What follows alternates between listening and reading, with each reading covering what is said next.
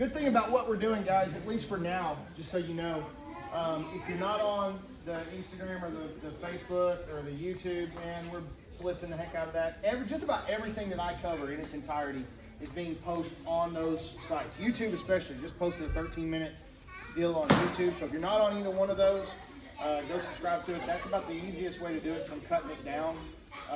So at least for a good while until we get everything up, until we get a bunch of folks on there, it's going to stay pretty well open and we'll do it that way. So if you miss something, hit any one of those, you're going to get inundated with the videos. You'll see that. So phase 2 or part 2 of the floating series is going to be tonight.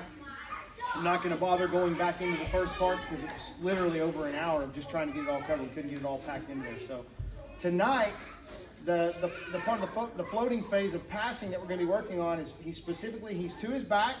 We got put into our floating position. Now, last night we talked about how we enter into our floating position. It's a little bit more complicated when we get down the middle. Okay, so we're going to kind of break the rule and we're going to work backwards here. So we're going to go from butterfly. Tonight, the whole theme here is punching the underhook. Punching the underhook aggressively. Something that will change your game dramatically when it comes to your floating passes is looking for the underhook. So we have one rule that we really need to follow here, and we need to make sure that we understand the orientation of our head to his head, okay? So I want to make sure that whenever I enter my floating passes, that my head is above his at all times. The minute that I start getting back this way here, now we start winding up into some problems, okay? So I need to make sure that I stay above his head at all times. Now, something that we ran into yesterday, some folks were going, man, either I'm not strong enough or I don't have the balance or something.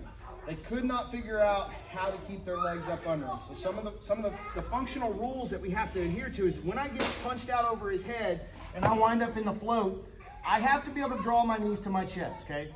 So from right here, what I want you guys to do, start the drill, we're gonna actually pull forward a little bit, okay? Getting our weight forward so that we're above him, and it's actually putting more stress on him to hold me up than it is on me, okay? Now we're going to draw our knees into our chest, okay? And then we're going to work back down, all right?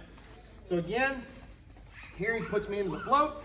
Boom, I'm down. I'm going to pull myself forward. I'm going to draw my knees up to my chest and my heels up to my butt, and then I'm right back down, okay? So here he puts me in the floating position. Boom, I pull myself forward, pulling my knees up to my chest, and I get into a ball, and now I can start to pummel up on those top side positions. Okay, that's the first drill. He's gonna float, boom, pull forward, drawing my knees up to my chest. I'm gonna start pummeling for that top side position, and then I'm gonna let him sit me down. Okay, one more time. Now, if you don't have the understanding of the pummeling yet, just do the first part. Here, he puts me in the float, pull my legs up to my chest, okay, get tight, even though I don't have inside control, and then just rock your way back. Close. All right, let's get it. 1, 2, 3. Oh, that was a quick little exercise on how to keep our feet up. Okay, now we're focusing on bringing our knees together. All right, so one of the biggest mistakes everybody starts to make when they start to float is not only do they get long, they start to let their legs get away from them, they start to let their knees flare out. Okay, we need to get our knees inboard. We can't let our knees flare out. So here, the goal is, ultimately, we want to try to get to a half guard position to make the pass easier. So when we lose our base and we get elevated up over the top of somebody, we have to float, so we're going to stick our posts out, right? Now we have to work on drawing our legs to our core. Then we got to work on getting our knees where? Tight in, okay? Then we're going to start pummeling for top side position, and then we're going to start hip switching. And this is where we're working on the hip switch now. We're going to go into the underhook here in just a second. So once I get launched into floating, okay, I'm trying to bring my knees into my chest, and I want to try to ultimately get my knees together. Now, because I'm on the outside of his knees, I can't do that. I'm kind of in a bad position here. But what I can do is I can pummel inside position on one of them, and then I can shift my hips to the side, okay? Once I shift my hips to the side, now I have an opportunity to go ahead and pass. So it's a switch of the hips. I'm just going to roll my hips to the side. So we're going to work this to get used to this hip switch. I get launched into floating. Boom. I'm here. Okay. I'm going to draw my feet up, and I'm just going to shift my hips to the side and can both. I'm right back. Okay. Floating here. draw my knees up, shift my hips to the side, and slide off of you and go again.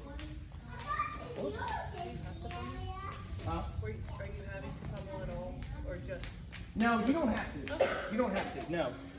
Ideally, it's always a good idea to fight for topside position, okay? So, but sometimes you may not be able to get it. Either it's because flexibility issues, legs are longer, shorter, whatever. You may not always be able to get it. So, floating, my legs come up. I want to at least try to eliminate the tail behind me with my feet, okay? So I bring my legs up. Now I'm going to push off the hand, shove to the side, and then here I go. I'm starting to slide down in what we call a weave position. Start to hear us talking about weave. Weave is this. Okay. Pinning his knees in a fetal position where I'm here. All right? So he's going to launch me into my float. I'm just going to switch my hips and slide off. Launch, boom, legs come up, pushing, pushing, pushing, and I slide off.